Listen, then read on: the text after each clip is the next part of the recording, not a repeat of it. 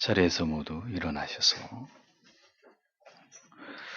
오늘 우리에게 주실 하나님 말씀을 함께 읽도록 하겠습니다. 요한복음 11장 45절에서 57절까지 45절에서 57절까지 말씀을 함께 읽겠습니다. 마리아에게 와서 예수의 하신 일을 본 많은 유대인이 저를 믿었으나 그 중에 어떤 자는 바리새인들에게 가서 예수의 하신 일을 고하니라. 이에 대제사장들과 바리새인들이 공회를 모으고 가로되 이 사람이 많은 표적을 행하니 우리가 어떻게 하겠느냐. 만일 저를 이대로 두면 모든 사람이 저를 믿을 것이요 그리고 로마인들이 와서 우리 땅과 민족을 빼앗아 가리라 하니 그 중에 한 사람 그해 대제사장인 가야바가 저희에게 말하되 너희가 아무것도 알지 못하는도다. 한 사람이 백성을 위하여 죽어서 온 민족이 망하지 않게 되는 것이 너희에게 유익한 줄을 생각지 아니하는도다 하였으니 이 말은 스스로 함이 아니요 그해 대제사장이므로 예수께서 그 민족을 위하시고 또 그 민족만 위할 뿐 아니라 흩어진 하나님의 자녀를 모아 하나 되게 하시기 위하여 죽으실 것을 미리 말함이로라. 이날부터는 저희가 예수를 죽이려고 모의하니라. 그러므로 예수께서 다시 유대인 가운데 드러나게 다니지 아니하시고 여기를 떠나 빈들 가운 가까운 제자들과 함께 거기 유하시니라. 유대인의 유월절이 가까움에 많은 사람이 자기를 성결케 하기 위하여 유월절 전에 시골서 예루살렘으로 올라갔더니 저희가 예수를 찾으며 성전에 서서 서로 말하되 너희 생각에는 어떠하뇨? 저가 명절에 오지 아니하겠느냐 하니 이는 대제사장들과 바리새인들이 누구든지 예수 있는 곳을 알거든 고하여 잡게 하라 명령하였음이로라. 아멘. 자리에 앉으십시오. 저를 믿었으나 이런 제목으로 하나님 말씀을 전하도록 하겠습니다.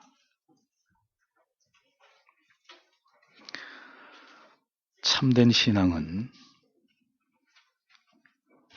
진리의 어떤 주제에 집중해야 하는 것인가, 무엇을 믿어야 할 것인가에 관한 올바른 이해와 깨달음을 신자에게 요구하고 있습니다. 이것이 한 신자 안에 올바르게 각인되지 않을 경우에 우리는 신앙의 중요한 것을 간과한 채로 하나님을 신앙하게 되는 중대한 오류에 빠질 수 있는 것입니다. 예수님께서는 나사로를 다시 살리시기 위해서 베다니에 오셨지만 그 일을 이루시는 과정에서 마르다와 마리아의 신앙을 교정하고 계셨습니다. 그 이유는 그녀들이 예수님을 사랑하고 존경하는 것만큼 예수님께서 어떤 분이신지를 올바르게, 온전하게 깨닫지 못하고 있었기 때문입니다. 그렇게 예수 그리스도에 관해서 올바로 알지 못하면서도 예수님을 사랑하고 믿는 것은 자신들에게는 어떤 의미가 있고 귀한 일일지 모르겠지만 주님께서 보실 때는 결코 올바른 신앙이라고 볼 수 없는 것입니다.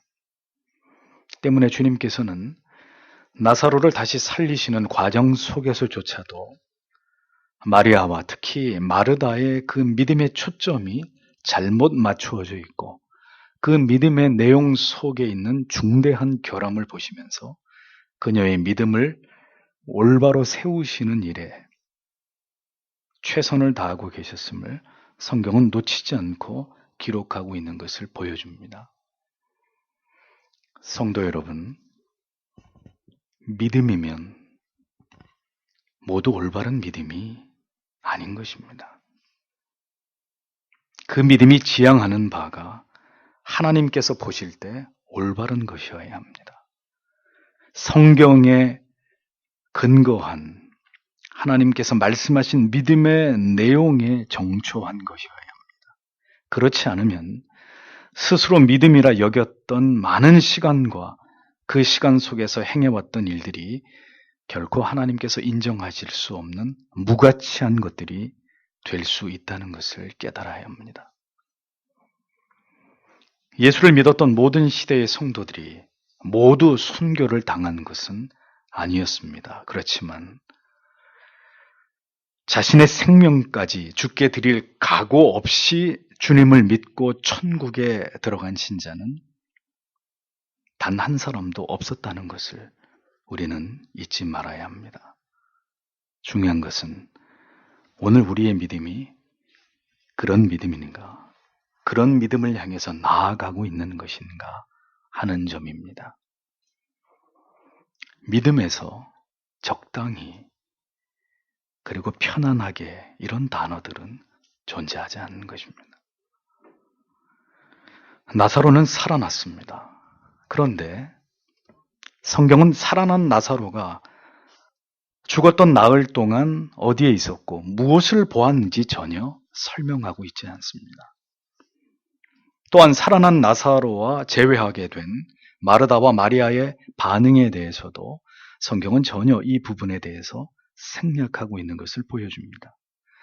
마치 영화의 가장 아름다운 감동적인 장면이 송두리째 편집되어 버린 것처럼 그 이야기에 관해서는 전혀 성경이 말씀을 하고 있지 않습니다. 여러분 궁금하지 않으십니까? 그 이유는 무엇 때문일까요? 성경은 사람들의 불필요한 호기심을 충족시켜주기 위해서 기록되어진 책이 아닙니다. 죽음 이후에 대해서 성경이 분명히 우리에게 말씀하고 있는 그 이상을 알려고 할 이유가 없다는 것이죠. 사람들은 무엇 때문에 그렇게 살아있는 동안 사후의 내세에 대해서 궁금해하는 것인지 모릅니다. 왜 여전히 천국을 봤다고 하고 지옥을 봤다고 하는 이 허무맹랑한 거짓 증언들에 대해서 여전히 많은 성도들이 마음을 빼앗기는 이유는 도대체 무엇인지 알 길이 없습니다. 성경은 부활한 나사로가 어디에 있었고 무엇을 보았는지 말씀하지 않고 있습니다. 그 이유는 오직 예수 그리스도께서 말씀하신 복음의 권위와 가치만을 드높이기 위함입니다.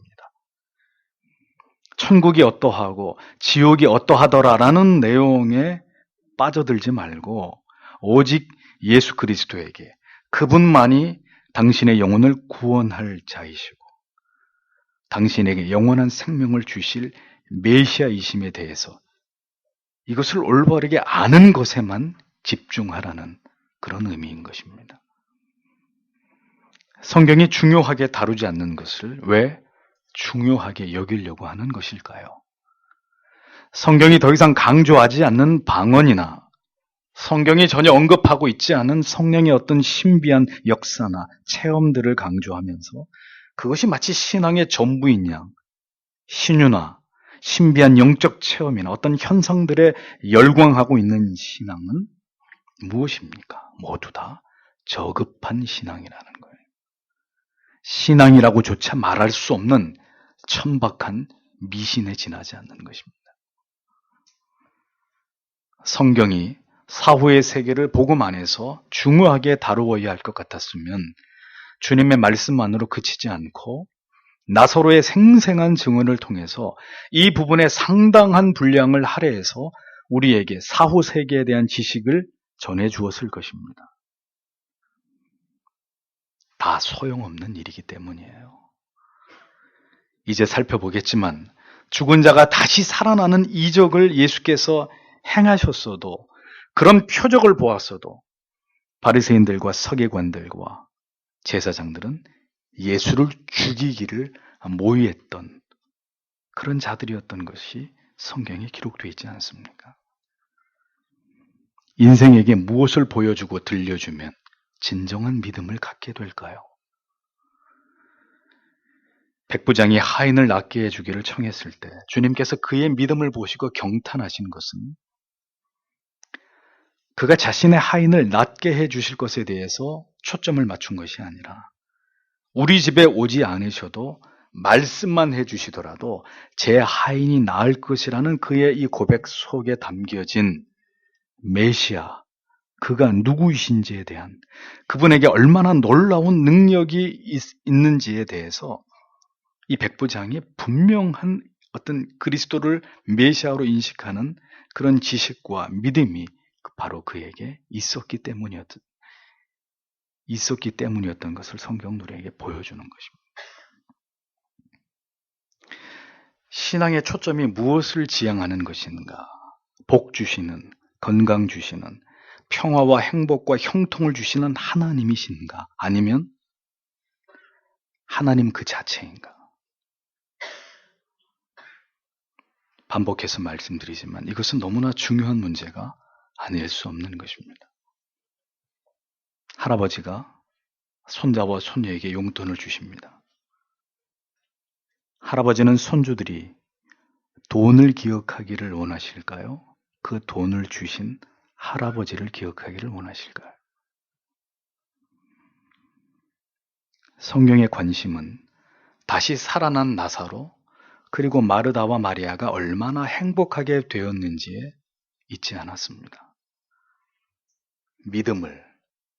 올바른 믿음을 찾아가는 과정을, 예수 그리스도를 지극히 존경하고 사랑하는 자들에게조차도 나타날 수 있는 그 의심과 무지와 어리석음, 성경은 이 부분을 다루고 교정하는 일에 초점을 두고 기록되어진 것이고, 그렇게 그 과정에서 메시아에 대해서 주님이 원하시는 믿음이 무엇인지를 설명하는 것에 더 집중해서 기록하고 있음을 우리에게 보여주고 있습니다. 나사로가 살아난 이후에 사람들에게 찾아온 행복과 감격에 대해서는 그냥 지나가고 있었던 것은 우리가 신앙에서 집중해야 될 부분이 무엇이고 어디에 더 초점을 맞추어야 되는지를 깨닫게 하기 위함이었던 것이죠. 나사로는 다시 죽을 것이고 마르다와 마리아도 죽은 오빠를 다시 만나게 된 그 행복이 그들에게 영원하지 않을 것이기 때문입니다. 오직 주를 아는 것, 어떤 상황이나 환경 속에서, 어떤 예기치 않은 문제 속에서 우리는 주님을 어떻게 알고 있으며 우리의 믿음은 과연 어떤 모습으로 드러나게 될지를 깊이 생각하게 되는 것. 성경은 우리로 하여금 바로 이 주제에 초점을 맞추기를 요구하고 있다는 것을 우리는 놓치지 말아야 하는 것입니다. 다시 말씀드립니다. 성경이 무엇을 강조하는지를 주의해서 보십시오. 어떤 부분을 반복적으로 강조해서 다루고 있고 어떤 부분은 더 이상 설명하지 않고 더 이상 나타나지 않게 가리워지고 있는지, 왜 그렇게 우리가 보고 듣기를 원하는 주제보다는 하나님께서 우리에게 보여주고 싶어 하시는, 말씀하고 싶어 하시는 것만이 성경에는 더 빼곡하게 기록되어져 있는지를 알아야 하는 것입니다. 왜 내가 듣고 싶은 주제의 설교보다는 성경을 통해서 우리가 들어야만 하는, 때로는 무겁기도 하고 때로는 딱딱하기도 하고 때로는 따가운 말씀을 그러나 진지하게 받아들여야만 하는지를 깊이 생각하시고 그 답을 올바르게 이해해 나아가는 것이 중요하다는 것입니다. 그것이 참된 신앙이고 하나님께서 우리에게 바라시는 바이기 때문이죠. 45절을 보면 그때 마리아에게 와서 예수님께서 행하신 일들을 본 유대인들 중에 많은 자들이 그분을 믿었으나, 이렇게 기록하고 있습니다. 주님께서는 마르다와 훨씬 더 많은 대화를 나누셨습니다. 나사로를 살리시기 직전까지도 마리아가 아닌 마르다와 말씀을 나누셨습니다. 마리아의 침묵은 오히려 마르다보다 아름다운 것이고 주님을 신뢰하는 사려 깊음이었을 것이라는 것을 우리에게 짐작하게 하는 그런 부분입니다.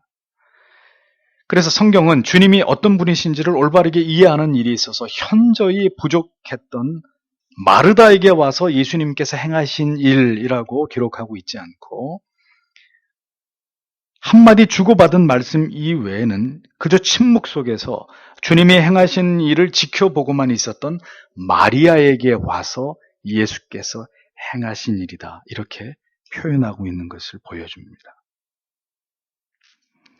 언제나 즐겨 주의 말씀을 들었던 마리아는 주님의 그 한마디 말씀 속에서 아마도 주의 뜻이 그것이로구나 라고 이해하였을 것이고, 언제나 말씀을 듣는 일에는 부주의했던 마르다는 여전히 주의 말씀을 이해하지 못해서 자신의 불신과 의심을 자꾸 드러내었던 예수님과의 대화의 내용이 고스란히 그것을 보여주고 있는 것을 볼 때, 왜 마르다가 아닌 마리아에게 와서라고 표현하고 있는지에 대한 감추어진 이유를 우리로 하여금 충분히 짐작하게 하고 있습니다.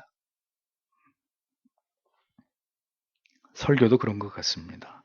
목사의 설교를 가장 많이 들으시는 분은 다소 표현에 있어서 어떤 오해의 소지가 있어도 절대로 그것으로 인해서 오해를 하시거나 시험에 드시는 경우가 드물지요.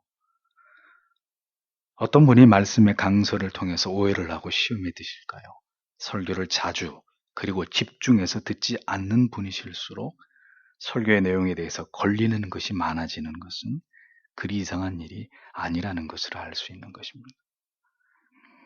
성경은 예수께서 마르다에게 오셔서 행하신 일로 인해서 이를 보았던 아마도 문상객들로 추측이 되는 많은 유대인들이 예수 그리스도를 믿었다고 기록하고 있음을 보여줍니다. 그리스도를 믿었다는 것은 그리스도에 대해서 무엇을 믿었다는 것을 의미하는 것인가요? 그를 아주 능력 있는 마법사로 믿었다는 말입니까? 아니면 용한 의사로 믿었다는 뜻인가요? 아닙니다. 그들은 그리스도께서 행하신 이 이적 앞에서 마치 날 때부터 소경이었던 자가 눈을 뜨게 됐던 것처럼 예수 그리스도에게 압도당하게 된 것이고, 그가 자신들의 구주이시라는 사실을 믿어버리게 된 것이었습니다. 살아난 나사로보다는 그를 살리신 메시아, 이제 사람들은 그분을 그렇게 바라보고 있었고 그분을 그렇게 믿고 신뢰하게 되었다는 그런 의미이죠. 그리스도의 메시아 되심의 그 뚜렷한 증거가 도무지 부인할 수 없는 강력한 이적으로 나타남을 통해서 그리스도를 구주로 믿는 자들이 이렇게 늘어나고 있었듯이, 이제 예수 그리스도의 구속의 사명이 그 정점을 향해서 나아가는 시점이 다가올수록 주님을 미워하고 혐오하고 주님을 죽이고자 하는 자들의 사악한 모사도 더 구체화되어 가고 있었던 것을 성경은 보여줍니다.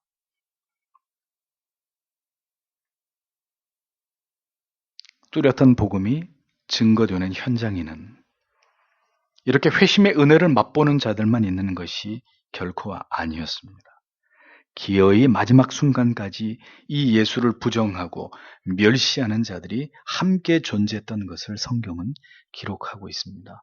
주님의 공생의 사역의 처음부터 좌우의 강도들과 함께 십자가에 달려 돌아가시기까지 이러한 양극단의 반응은 지속되어졌던 것을 성경은 우리에게 분명하게 보여주죠.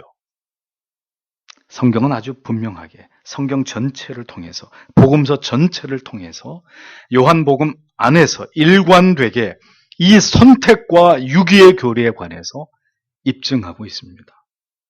믿을 자와 결코 믿지 않을 자의 존재를 복음서는 선명하게 우리에게 드러내고 있는 것이죠. 46절을 보면 그들 중에 어떤 사람들은 자기들의 길로 바리새인들에게 가서 예수님께서 행하신 일들을 그들에게 고하니라, 이렇게 기록하고 있습니다. 어떤 자들은 이 위대한 이적 앞에서 주님이 바로 그리스도, 나의 구세주이십니다 라고 고백하면서 거꾸러지는 자가 있었던가 하면, 이 위대한 일을 목도하고도 나타났던 반응이 속히 바리새인들에게 가서 고작 고자질을 하는 것이 전부였던 자들이 있었다고 성경은 말씀하고 있는 것입니다. 놀랍지 않습니까? 사람이 다시 살아나는 이적으로도 그것을 보고도 믿지 않는 자들, 그들은 믿지 않는 것이 아니라 사실은 믿지 못하게 하신 자들이죠. 믿지 못하게 되는 자들은 결코 믿지 못하는 것입니다. 그러나 그들은 평생 자신이 믿지 않는 것이라고 생각하고 살아가겠죠. 잊어버리지 마십시오. 이적으로도 만들어지지 않는 것이 메시아를 향한 믿음입니다.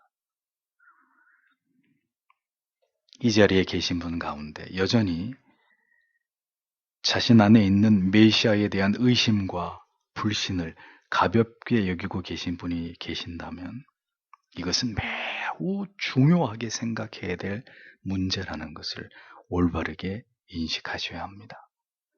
믿지 않는 것인지, 믿지 못하는 것인지, 자신의 정처 없는 마음에 대해서 반드시 영혼 깊은 고뇌가 있어야 할 것입니다. 반대로 이 시대는 하나님의 말씀으로는 예수 그리스도의 복음과 올바른 교리만으로는 결코 예수 그리스도를 믿을 수 없고 무엇인가 신비한 음성과 환상과 체험이 있어야 또 믿음을 갖고자 하는 그런 부류도 존재합니다. 마귀의 이적과 미혹에 놀아나는 사람들, 그것이 은혜인 양, 그것이 성령의 역사인 줄 알고 그러한 거짓 신앙에 심취하는 자들도 있습니다. 그러나 그것은 단언하건대 결코 구원에 이르는 바른 믿음이 아니라는 것을 명심해야 합니다. 성경이 완성되지 않은 때 전혀 이러한 이적과 기적이 중지되었던 400년간의 구약과 신약의 중간기를 깨고 주님께서 이 땅에 오셨을 때 주님께서 행하신 이러한 이적과 표적들은 그분의 메시아 되심을 찬란하게 드러내시는 중요한 수단과 방편이 되었었습니다.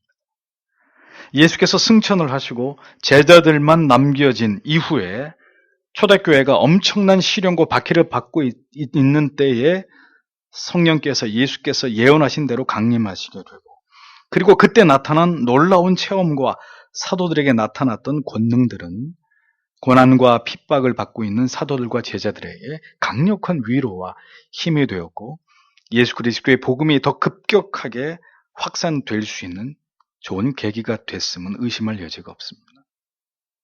그러나 이제 사도들이 활동을 하기 시작하고 그들에게 들려진 복음이 강력하게 그들을 통해 외쳐지기 시작하면서 이제 이러한 이적과 표적 그리고 성령의 체험과 은사는 점점 소멸되기 시작한 것을 성경과 교회사는 우리에게 뚜렷하게 보여주고 있습니다. 기록 속에서 점점 사라지거나 아니면 지극히 작게 제한적으로 다루어졌던 것을 성경은 보여줍니다. 그 이유가 무엇 때문일까요? 진정한 믿음은 오직 복음으로만 이루어져야 하는 것이기 때문입니다. 더 이상의 이적과 표적, 어떤 은사와 체험이 아닌 오직 성경의 말씀만으로 영혼을 살리고 변화시키기를 원하셨던 것이 하나님의 뜻이었기 때문입니다. 믿을 자는 이제 이 복음만으로도 예수를 믿게 되는 것이고 나사로의 부활을 보았어도 끝내 그리스도를 부정하고 바리새인에게 고자질을 했던 자들처럼 믿지 않을 자는 끝까지 복음을 거부하고 복음이 아닌 것에 오히려 열광하는 이러한 기형적인 미신을 쫓게 될 수밖에 없다는 것을 여러분은 분명하게 이해하실 필요가 있습니다. 택자와 불택자의 이 선택과 유기의 교리는 구원을 설명함에 있어서 결코 간과되거나 가볍게 다루어질 수 없는 주제라는 것입니다. 47절을 보면 이에 대제사장들과 바리새인들이 공회를 모으고 이르되 이 사람이 많은 기적을 행하니 우리가 어떻게 하리요? 이렇게 기록하고 있습니다. 여기서 공회란 유대인들의 최고 종교 지도자들의 회의였던 사내들인 공회를 의미합니다. 이 회의는 71명의 구성원들인데 구성원들로 조직되어 있는 최고 의결 기관인데 제사장, 원로들, 서기관들이 그 멤버였습니다. 제사장들은 사두개인들이었고 서기관의 대부분은 바리새인들이었습니다. 사두개파와 바리새파는 극명히 다른 신학적인 입장 때문에 정치적으로 대립의 관계를 이루고 있었고 그들은 서로를 극도로 혐오하고 있었던 그런 사이였습니다. 그렇지만 이제 예수 그리스도를 그들의 공공의 적으로 간주하고 그분을 죽이고자 함에 있어서는 지금 의기투합하고 있었던 그런 모습을 성경은 보여주고 있죠. 이것이 악의 모습이고 악의 특징이라는 것입니다. 언제나 각기 악으로 존재하다가 선을 죽이는 일, 진리를 거스리면서 거부하는 일, 이런 일들에는 언제나 연합을 도모하는 것이 악의 특징이고 그들이 오래도록 사용해왔던 방식이란 말이죠. 선을 매장시키는 일을 위해서, 자신들의 이익을 위해서, 의를 부인하는 일을 위해서는 언제든지 결속이 되고 결합이 됐던 그들입니다. 저는 그러한 자들과 함께 어떤 이익을 도모하느니 차라리 기꺼이 죽음을 선택하겠습니다. 그들은 사안이 중요한 일이었기 때문에 최고회의를 소집했고 이 회의에서 예수 그리스도의 문제를 의논하였습니다. 그들은 먼저 예수 그리스도께서 행하신 기적은 인정하고 있었던 자세를 취합니다. 이 사람이 많은 표적을 행하니 라고 기록하고 있죠. 놀라운 이적과 표적을 행하시는 그리스도의 능력은 결코 부정할 수 없었습니다. 그들이 이제껏 본 적도 들은 적도 없는 그런 이적을 예수님께서 지금까지 행해 오셨기 때문이죠. 그렇지만 그들 가운데는 예수께서 왜 이 같은 이적을 행하셨는지에 대해서는 그 이유를 아는 자가 아무도 없었습니다. 아니, 알고자 하지 않았습니다. 죄인들 속에 얼마나 하나님에 대한 적대감과 진리를 부정하는 마음이 원천적으로 가득한지는 이러한 모습 속에서 더 분명하게 알 수 있는 것이죠. 어떤 이적을 보여도 믿지 않을 자들은 결코 믿지 않게 되어 있는 것입니다. 믿음은 하나님께서 우리에게 주시는 선물이라는 것을 잊어버려서는 안 됩니다.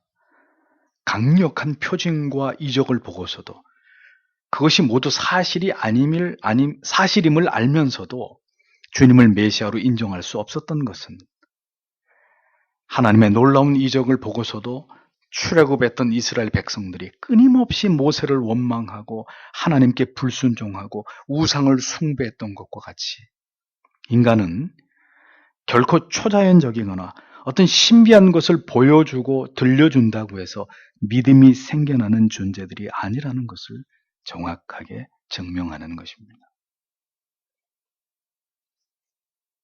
그런 것을 쫓아서 믿음을 갖는 것이 얼마나 두려운 일이고 어리석은 일인지를 알아야 한다는 거죠. 모두 순간적인 것이고 이러한 이적조차도 하나님을 올바르게 신앙할 수 있는 올바른 동기가 될 수 없다는 것. 성경은 분명하게 우리에게 그것을 교훈합니다.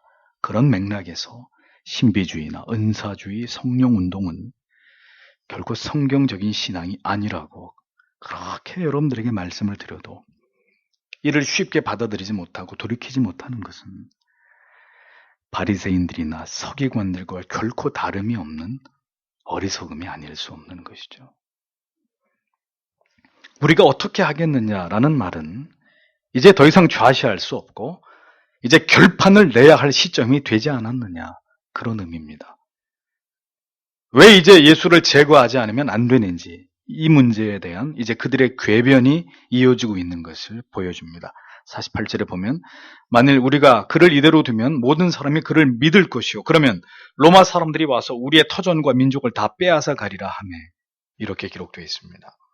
만일 이대로 예수의 영향력이 더 커져서 많은 사람들이 그를 믿으면 그래서 예수 그리스도를 자신의 왕으로 옹립하려고 자신들의 왕으로 추대를 하려고 하면 로마는 이제 이러한 상황을 반란으로 간주해서 강력한 그들의 군사들을 이끌고 와가지고 자기들을 초토화시킬 수 있다는 상당히 좀 과장되고 억지스러운 그런 논리를 이 사내들인 종교회의의 지도자들이 그런 생각을 하고 있었단 말이죠. 그들은 일어나지도 않을 일에 대한 두려움의 핑계를 가지고 예수를 잡을 궁리를 모색하고 있었다는 이야기입니다. 예수께서는 로마에 전혀 위협이 되시는 존재가 아니었습니다. 주님께서는 로마에 대항해서 일어난 민병대장이 아니었어요. 그분은 로마의 법을 다 지켰습니다. 가이사의 것은 가이사에게. 어떤 것도 법을 어기면서 질서를 뒤흔들려고 하는 그런 과격한 모습으로 로마에 대항하신 적이 없었습니다. 그들은 자신들이 누리는 모든 종교적인 절대 위치의 기득권을 예수께 빼앗기고 싶지 않았을 뿐 로마를 끌어들이는 논리는 궁색한 것에 지나지 않는 그런 것에 불과했다는 것이죠. 예수 그리스도를 죽이고자 하는 이유는 단 하나, 민중들이 그를 진정한 메시아로 인정함으로 인해서 그들의 밥그릇을 모두 잃게 될 것을 두려워한 그 치졸한 이유가 전부였던 것입니다. 올바른 진리와 교리, 올바른 신앙의 전통과 그 정신은 언제나 시대 속에서 더 큰 저항과 반대와 박해의 빌미가 되어왔습니다. 그때나 지금이나 정치적인 종교인들은 힘이 부패하고 혐오스럽게 이를 데 없습니다. 오직 자신들의 이익, 일권,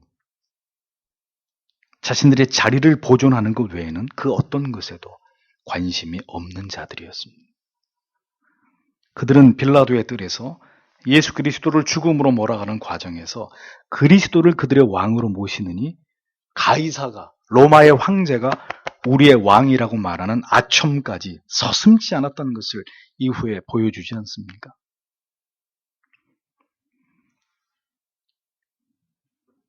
예수 그리스도는 로마를 통해서 유대를 위험에 빠뜨리실 그런 분이 결코 아니셨습니다. 그럼에도 불구하고 그들은 불필요한 우려를 만들어서 예수를 죽일 구실을 선동하고 있었던 것이죠. 놀라운 사실은 그들의 우려는 그대로 예언이 되어서 주후 70년경에 로마의 디도 장군에 의해서 예루살렘은 완전히 멸망하게 되는 비극이 초래되었다는 사실입니다. 악한 자들이 악을 도모하기 위해 핑계한 말이 고스란히 그들에게 그대로 이루어지게 하신 하나님의 무서운 심판을 보게 되는 것이죠. 참된 왕을, 참된 복음을 거부할 때 그들은 세상에 의해서 무참히 짓밟히게 되는 비극을 맞이하게 되리라는 것을 미처 몰랐던 것입니다. 예수 그리스도의 복음을 통한 은혜로운 통치를 거부할 때 어리석고 잔인한 세상의 왕을 통한 폭정에 고통당하는 심판을 받았던 이스라엘의 이 뼈아픈 역사는 고스란히 그들이 메시아를 죽인 그 대가로서 하나님이 그들에게 지불하신 형벌이었다는 것을 역사는 보여주는 것입니다. 49절 50절을 보면 그들 중에 한 사람으로서 그 해에 대제사장인 가야바라 하는 자가 그들에게 이르되 너희가 결코 아무것도 알지 못하며 또 한 사람이 백성을 위해 죽어서 온 민족이 멸망하지 않게 되는 것이 우리에게 유익한 줄을 깊이 생각하지 아니하는도다 하더라. 이렇게 기록하고 있습니다. 자, 이게 무슨 의미죠? 대제사장 가야바, 그는 사두개파 사람이었습니다. 그는 바리새인들이 말하는 예수로 인해서 로마로부터 이 민족이 위험에 처할 수 있다는 말을 그들의 호들갑이라고 여기면서 너희들은 지금 아무것도 알지 못한다라고 바리새파를 비웃으면서 매우 경멸적인 어조로 그의 주장을 이제 펼쳐가고 있었습니다. 그의 말은 이런 것이었습니다. 이 예수는 지금 반드시 죽여야 된다. 이 민족 전체의 유익을 위해서라도 모두가 멸망을 당하는 것보다는 한 사람이 죽는 것이 훨씬 좋은 일인데 그들은 이 사실을 뻔히 알면서도 왜 지금 이렇게 헛된 논의를 하고 있는 것이냐. 이것이 가야바의 논리였습니다. 그런데 여기서 그해 대제사장이란 표현은 유대인들의 이 종교회의가 얼마나 부패한 단체였는지를 단적으로 보여주는 증거입니다. 대제사장은 모세율법에 의하면 종신직이었습니다. 이것은 갈리거나 죽기 전에는 내려놓을 수 없는, 또 다른 사람을 선출할 수 없는 그런 직이었단 말이죠. 그런데 부패와 변질과 타락으로 인해서 이제 이 제사장직은 사람에 의해서 마음대로 선출되고 그 임기도 자유로운 타락이 일어나게 된 거죠. 그 결과 고대 유대의 역사가 요세푸스에 의하면 아론에서부터 솔로몬까지 612년 동안에는 유대인들에게 13명의 제사장들이 있었고 또 솔로몬부터 바벨론 시대까지 460년 동안에는 18명의 대제사장. 그리고 포로 시대 때부터 안티오쿠스까지 414년 동안에는 15명의 제사장들이 등장을 해서 제사장제를 수행했는데, 문제는 헤롯이 다스리기 시작한 때로부터 예루살렘 멸망의 시기까지 이 대제사장직이 부패할 대로 부패해져서 무려 28명이나 되는 대제사장들이 각각 돌아가면서 그 자리를 해먹는 이런 정치적 부패가, 종교적 부패가 일어났다는 사실을 밝히고 있습니다. 그래, 그해 대제사장이란 말은 그 대제사장직을 이해함에 있어서 합당한 표현이 아닌 거죠. 종신직이 무슨 그해 대제사장이 있습니다. 자기네끼리 알아서 해먹는 이런 심각할 정도로 종교적 지도자들이 부패한 가운데 있었다는 것을 단적으로 보여주는 것입니다. 이런 부패한 종교 지도자들이 연합과 도모를 통해서 뭘 기대할 수 있겠습니까? 가야바의 말은 당장도 미루지 말고 예수를 죽여서 이 민족이 처할 수 있는 위기로부터 우리를 스스로 지키자는 그런 말이었습니다. 그런데 가야바는 예수를 죽여야 하는 일의 정당성과 당위성을 피력했지만 사실 그가 한 말의 내용은 결과적으로 메시아의 위대한 대속의 죽으심을 예언하는 내용이 되어버렸다는 사실을 성경은 극적으로 표현하고 있는 것을 보여줍니다.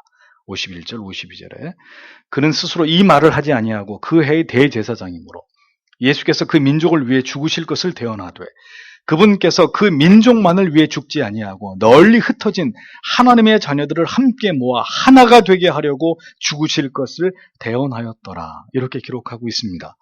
이 두 구절은 가야바가 산헤드린에서 한 연설에 대해서 사도 요한이 주석격으로 해석한 부분을 삽입한 것으로, 가야바는 심히 악한 의도를 가지고 예수를 속히 죽임으로 민족의 안위를 도모하자는 쪽으로 말한 것이었지만 그가 이런 악한 의도에서 한 말의 내용은 예수 그리스도께서 스스로 목숨을 버리심을 통해서 유대인뿐만이 아니라 이방인까지 수많은 하나님의 백성들을 모두 영원한 지옥의 형벌에서 건져내시는 그의 죽으심은 그런 영광스러운 죽음이 될 것이라는 것에 대한 예언이 되고 말았다고 성경은 강조하고 있는 것이죠.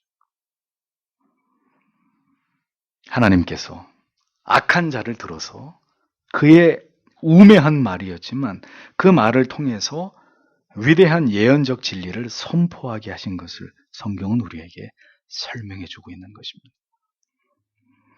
잠언 19장 21절에 사람의 마음에는 많은 계획이 있어도 오직 여호와의 뜻만이 완전히 서리라, 이런 말씀이 있죠. 가야바의 악한 의도의 말일지라도 하나님께서는 그의 이 말을 통해서 메시아의 죽으심의 위대한 구속의 의미를 분명하게 드러내셨던 것입니다. 중요한 것은 가야바가 이 말을 할 때 자기의 힘으로 한 것이 아니었다는 점입니다. 하나님의 강권하시는 역사가 가야바의 입을 열어서 무엇인가를 말하려고 할 때 결국 가야바의 말은 자기의 말이 아니라 하나님께서 그의 입을 빌어서 이 시점에서 분명하게 예수 그리스도의 대속의 죽으심의 그 존귀한 의미를 드러내게 하셨다라는 점이죠. 우리는 그것을 기억해야 되는 것입니다. 결코 악한 의도대로 되지 않게 하시는 하나님이십니다. 언제나 하나님께서 하나님의 뜻을 이루시기 위해서 하나님은 결정적인 순간에 아주 비상하신 방법으로 간섭하시고 개입하시고 섭리하신다는 사실을 우리는 잊어서는 안 됩니다. 우리가 기억해야 될 것은 이 세상에서 일어나는 모든 일은 하나님께서 의도하시고 계획하시고 섭리하신 대로 되어질 뿐이라는 거예요.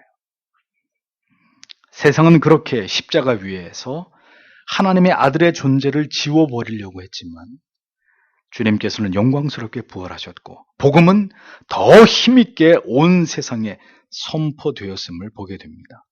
수많은 순교자들의 피를 뿌리게 함으로 이 복음을 지워버리려고 세상은 그렇게 혈안이었지만 이 위대한 예수 십자가의 복음은 절대로 소멸되지 않고 오늘에까지 우리의 심령까지 흘러 들어왔다는 사실을 알 수 있지 않습니까?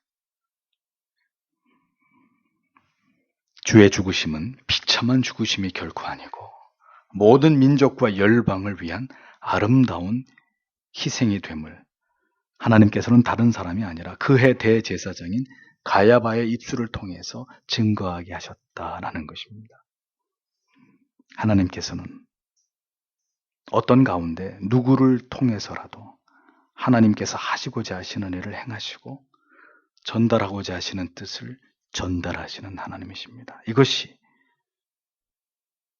하나님의 누구도 침해할 수 없는 절대적인 주권적 섭리라는 것이죠. 그러므로 오늘도 우리는 이 전혀 세련되지 않은 투박한 복음을 그대로 세상에 전하기만 하면 되는 것입니다. 수지침이나 무슨 발 마사지나 이런 거 하지 말고 어떤 듣기 좋은 말로 그렇게 포장을 하려고 하지 말고 무슨 교회 데리고 뭐 경품 추첨해가지고 뭐 나눠주고 이런 짓들을 하지 말고 우리는 그냥 예수 믿으면 선생님 천국에 갈 수 있습니다. 영생할 수 있습니다. 그러나 예수 믿지 않으면 오늘 밤 선생님은 죽어서 영원한 지옥불에 던져지게 될 것입니다. 영벌을 당하게 될 것입니다. 그냥 말하면 되는 거예요. 그 복음이 그에게 어떻게 들려지게 될지는 우리의 소관이 아닙니다. 하나님이 하실 일이죠. 53절에 이에 그들이 그날부터 그분을 죽이려고 함께 의논하니라 기록하고 있습니다. 그동안에도 주님께서는 끊임없이 핍박을 받고 멸시를 당해 오셨지만 나사로를 다시 살리신 가장 극적이고 놀라운 이적을 행하심으로 많은 믿는 자들이 일어나게 된 바로 이 시점에서 이제 타락하고 부패한 종교 지도자들의 모의의 결과로 인해서 그분을 죽이고자 하는 일에 마침내 그 결의가 이루어졌다는 사실을 성경은 분명하게 기록해 놓고 있습니다. 그렇게 주님께서는 자신의 죽음 앞으로 한 발 한 발 굳세게 내딛고 계셨던 것을 성경은 보여주죠. 참으로 주님처럼 이 담대함과 용기를 하나님께서 우리에게도 주실 것을 간절히 기도해야 될 것입니다.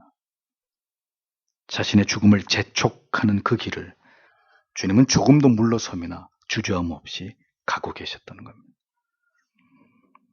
성도 여러분, 오늘도 죽음은 소리 없이 우리에게 다가오고 있습니다. 그렇다면 우리는 과연 이렇게 주어진 인생의 한정된 시간 속에서 착실하게 하나님의 뜻을 이루어가는 일에 우리의 인생을 우리가 지금 올바르게 사용하고 있는지를 생각해 보아야 할 것입니다. 우리의 고민과 두려움의 대부분의 문제는 얼마나 편안하게, 얼마나 잘 사느냐의 문제에 집중되어 있습니다. 얼마나 더 나은 삶을 살아가는가의 문제에만 국한되어 있는 것을 봅니다. 그러나 성경은 우리에게 질문을 던집니다. 하나님께서 보실 때 우리는 지금 올바르게 존재하고 있느냐?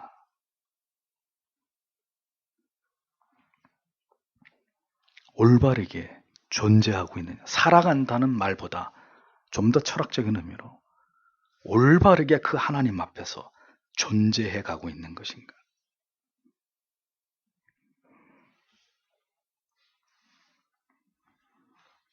결국 십자가 위에서 죽게 되실 것이라는 것을 모두 아시면서 주님께서는 이 땅에서 인간의 모습으로 존재해 가셨습니다.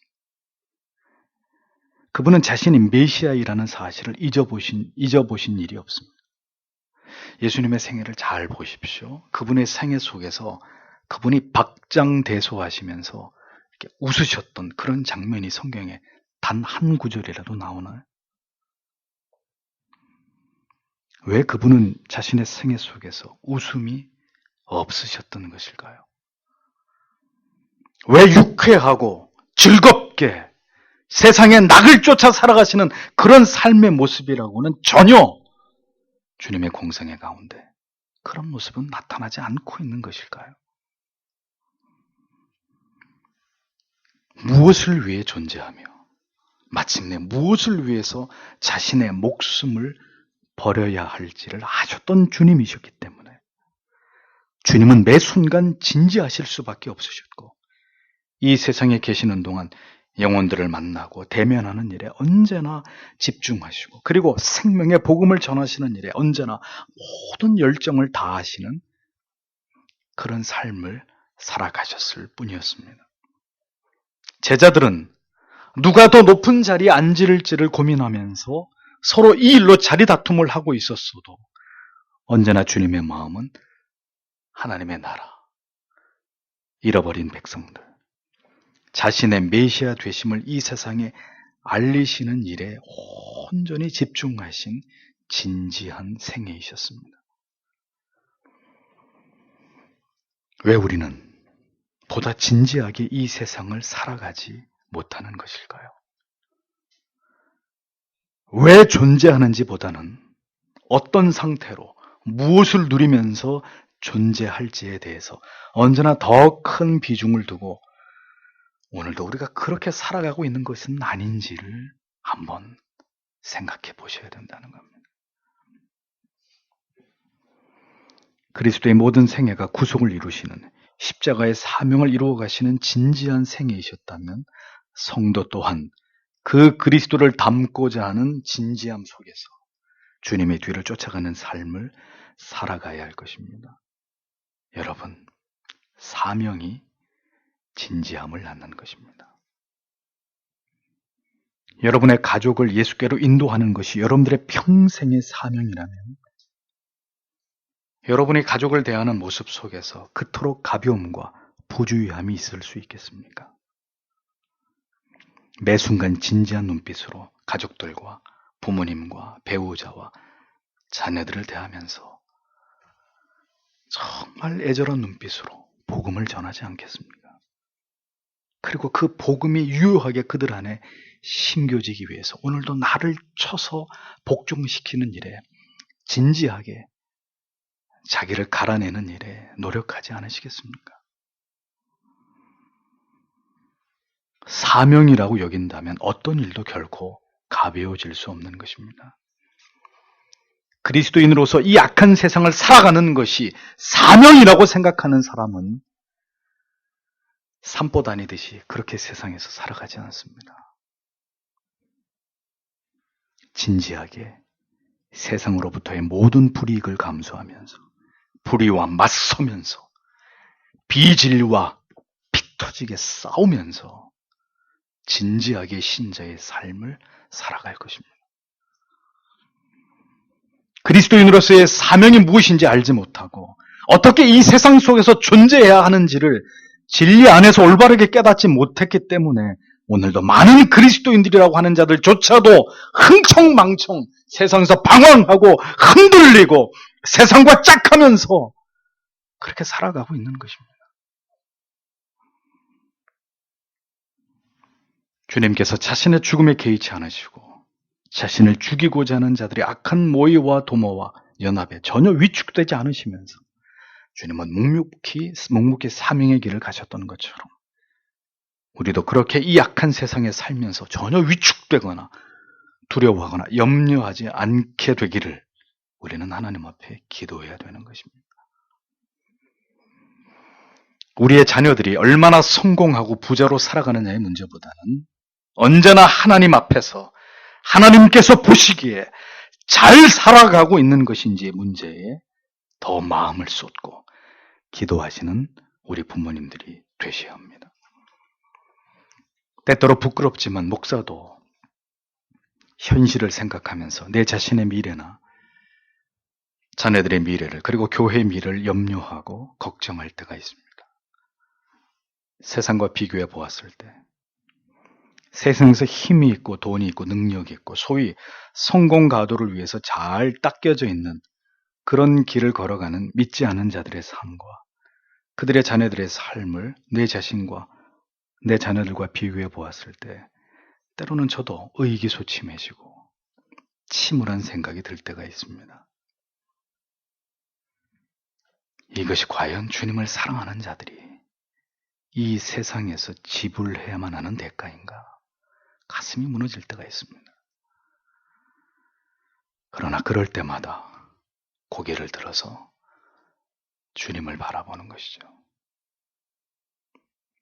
그리스도의 십자가를 응시하는 것입니다. 주님께 이 세상에서 얼마나 잘 사느냐의 문제보다는 이 세상에서 매 순간 나와 내 자녀들이 그리고 우리 성도님들이 어떻게 존재할 것이냐의 문제를 언제나 더 소중히 여기면서 살아갈 수 있도록 도와주시기를 기도하는 것입니다.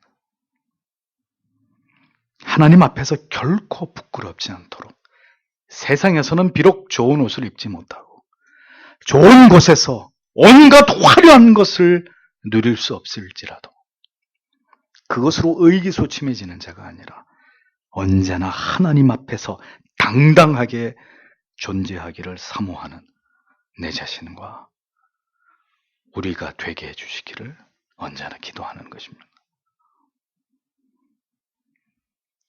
그리스도를 닮는 삶은 참으로 고독하고 쓸쓸하고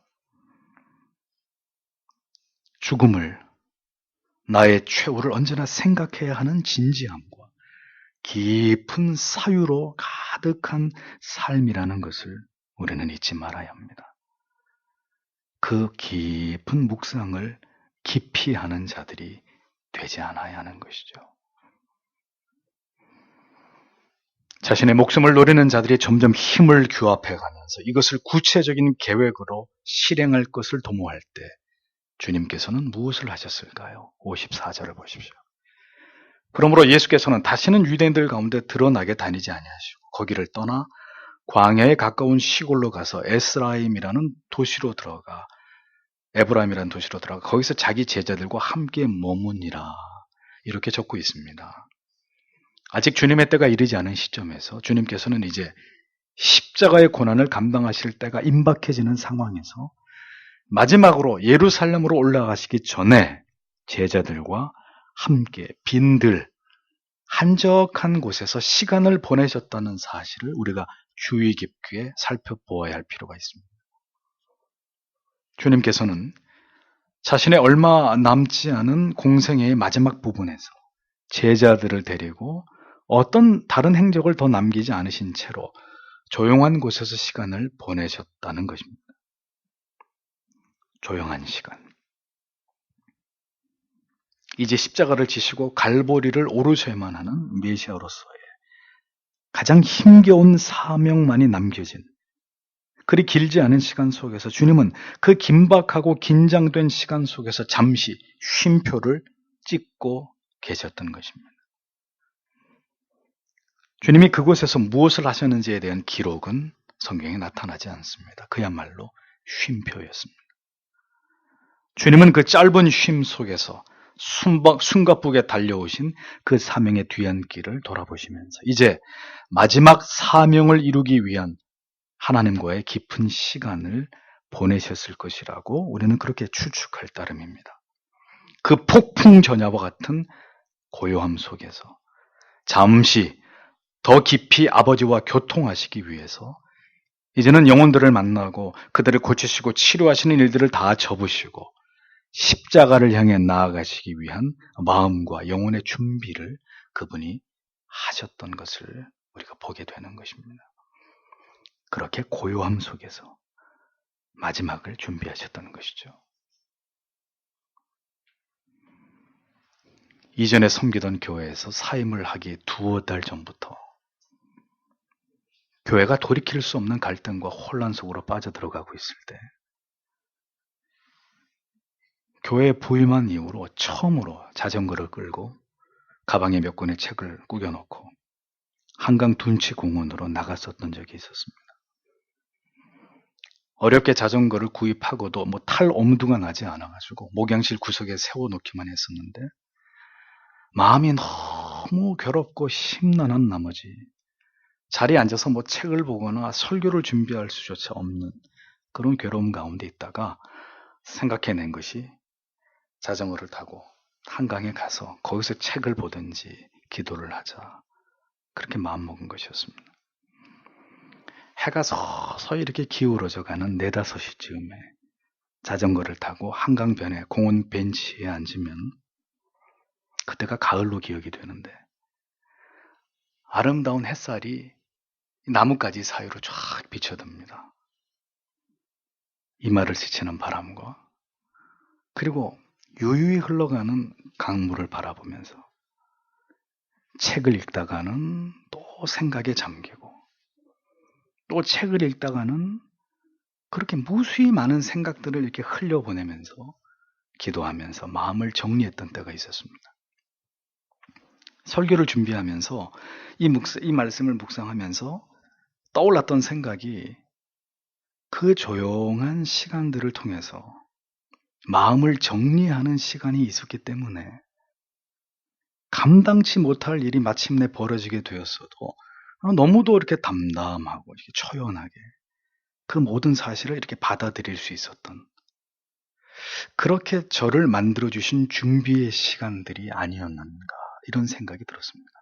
그 한강에서의 2-5달간의 저만의 깊은 내 자신을 정리할 수 있는 조용했던 시간들. 그렇게 마음을 달래고 생각을 정리하던 시간이 그때는 몰랐지만 큰 소용돌이가 몰려올 것을 대비해서 하나님께서 저의 마음과 감정과 생각들을 이 흘러가는 강물을 바라보면서 정리하고 간절히 하나님께 기도하게 해주신 그런 시간들이 아니었을까 하는 그런 마음이 들었습니다. 그런 깊은 사유의 시간이 있었기 때문에 어쩌면 그 고통의 시간들이 그렇게 쉽게 지나간 것이 아니었을까 뒤늦게 감사하게 됩니다. 이 본문을 깊이 묵상하면서 예수님께서 다시 드러나게 다니지 않고 그곳을 떠나서 빈들 가까운 동네로 들어가셨다. 이 말씀을 보면서 문득 그런 생각이 들었던 거죠. 주님께서도 그 고요함 속에서 이제 감당하실 메시아의 사명의 그 정점을 찍는 십자가를 준비하신 것이 아닌가. 사랑하는 성도 여러분, 고요한 시간을 잘 이용하시는 여러분들이 되십시오. 그 고요가 그간 고통의 시간에 대한 보상의 휴식일 수도 있고 아니면 이제 더 큰 고난 속으로 더 험난한 사명의 길로 들어가게 하시기 위한 잠시의 숨고르기가 될지도 모르겠지만 하나님께서는 그렇게 고요한 시간 속으로 여러분을 초대하실 때가 있다는 것을 기억하십시오. 그리고 그 깊은 하나님과의 영적인 사귐 때문에 도무지 감당할 수 없는 사명을 감당해내게 하시는 하나님이시라는 것을 기억하십시오. 마지막으로 55절에서 56절을 보십시오. 유대인들의 유월절이 가까이 오매 많은 사람이 자기를 정결하게 하려고 유월절 전에 시골에서 예루살렘으로 올라가니라. 그때 그들이 예수님을 찾으며 성전에 서서 자기들끼리 말하되 너희 생각은 어떠하냐? 그가 이 명절을 지키러 오지 아니하겠느냐 하니라. 이제 대제사장들과 바리새인들은 다 그분을 붙잡기 위해 누구든지 그분께서 계신 곳을 알거든 그곳을 알리라고 명령을 내리니라. 이렇게 흠정에게 기록이 되어 있습니다. 유월절을 지키기 위해서 미리 성결의 규례를 행하려고 하는 자들로 예루살렘은 점점 더 많은 사람들이 운집하고 있었습니다. 예수를 죽이기로 결의한 대제사장들과 바리새인들, 서기관들은 이렇게 사람들이 많이 몰려올 때를 틈타서 분명히 예수가 이 군중들을 상대로 또 이적을 행하거나 도를 선포할 것이라고 생각했던 것입니다.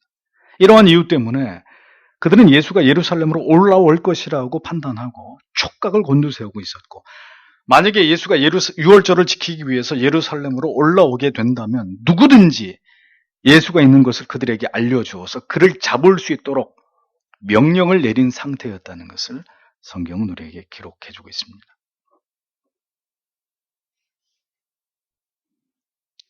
언제나 저주스럽고 혐오스러운 악은 그렇게 철저하게 하나님의 아들을 기어이 해하기 위해서 도모하고 모의했던 것을 볼 수 있습니다. 우리가 죄인인지라 살아가면서 어떤 죄를 범하게 될지 알 수 없으나 여러분에게 간곡하게 부탁드리건대 결코 하나님이 기뻐하시는 일에는 힘을 합쳐서 선한 일을 도모하시되 절대로 악을 도모하는 자리에는 서지 않으시는 여러분들이 되셔야 합니다. 피할 수 없는 길을 주께서는 그렇게 걸어가고 계셨습니다. 주님을 쫓는 길, 사명의 길은 그렇게 나의 생명을 누리는 악한 자들을 지촉에 두고 그들이 드러낸 이빨과 발톱의 악한 기운을 느끼면서 그렇게 뒤따라가야 하는 길이라는 사실을 우리는 잊어버리면 안 됩니다. 여러분이 무슨 일을 하시고 어디에 계시든지 신자의 정체를 가지고 살아가시는 한 세상과 구별된 하나님의 법과 통치를 따라 살아가려고 뜻을 세우신다면 주께서 당하신 고난과 우겨 싸매을 여러분도 당하게 될 수 있다는 사실을 기억하십시오. 신앙의 길은 그렇게 주님이 걸어가신 그 길을 따라가는 것입니다. 그 길을 주께서도 가셨고 우리도 따라오기를 바라신다면 우리를 붙드시고 감당할 힘을 주실 주님이심을 믿고 의지하면서 그렇게 좁은 길로 따라가야 한다는 것. 그것이 신자들에게 하나님께서 요구하시는 믿음이라는 것을 알아야 하는 것이죠. 성도 여러분, 핍박이 없이 고난과 불이익이 없이 주를 섬길 수 있는 날들만 계속된다면 얼마나 좋겠습니까?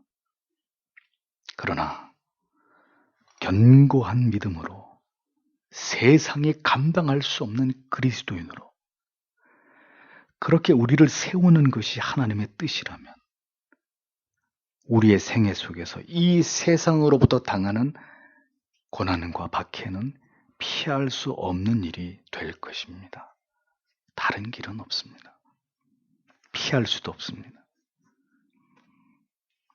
그렇다면 주님을 의지하고 그 폭풍 속으로 들어가는 것 외에는 다른 방법이 없는 것이죠.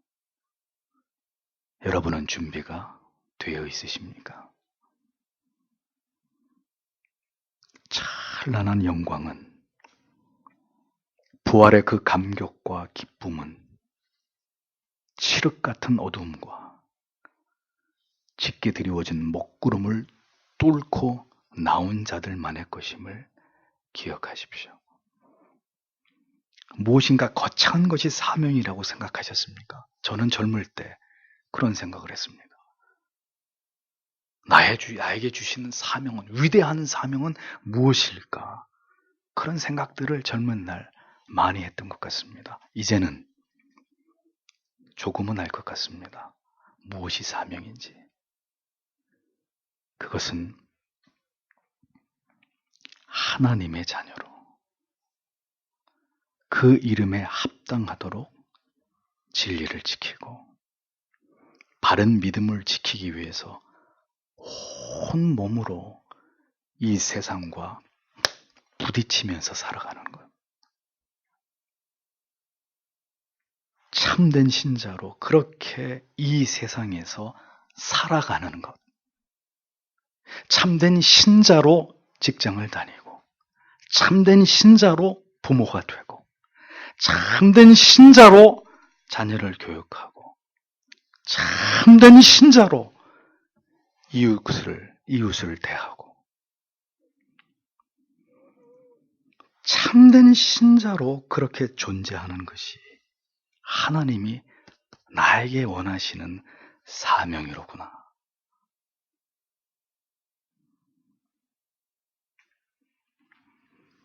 주께서 우리 모두에게 견고하고 흔들리지 않는 믿음 주셔서 모두 함께 주님을 쫓아서 이 악한 세대 가운데서 부디 성도로서 위대한 말입니다.